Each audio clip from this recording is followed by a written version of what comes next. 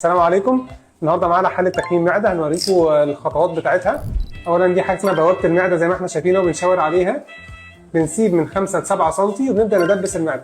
اهم نقطه في التدبيس ان يطلع يونيفورم، يعني الجدار الامامي زي ما انتم شايفين كده زي قد الجدار الخلفي عشان ما يبقاش فيه اي التواء. احنا الحمد لله خط التدبيس كله كويس، الحمد لله ما فيش نزيف، ما فيش اي حاجه. ودي حجم المعده المستقصد زي ما احنا شايفين كده. طبعا زي ما انتم شايفين بنشيل 75%، والاهم من العدد قد ايه نسبه قد ايه هتتشال، نسبه قد ايه بتفضل. دي النسبه يا جماعه اللي بتفضل، ودي اولموست ستاندرد في كل العيانين. ماشي، المعده بتبقى شكلها كده اصلا، ده الشكل النهائي للمعده. وبعد كده بنيجي نقصها خالص زي ما انتم شايفين كده.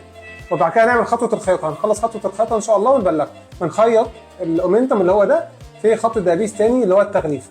احنا خلاص خلصنا دلوقتي خطوه التغليف، هنوريها لكم على الشاشه. اول غيار اهو دخلنا خط الدبيس كله خالص، بدأنا نحط منديل البطن على نخيط على كل خط الدبيس. يبقى كده احنا عملنا ان شاء الله باذن الله اعلى معدل امان للعمليه باذن الله.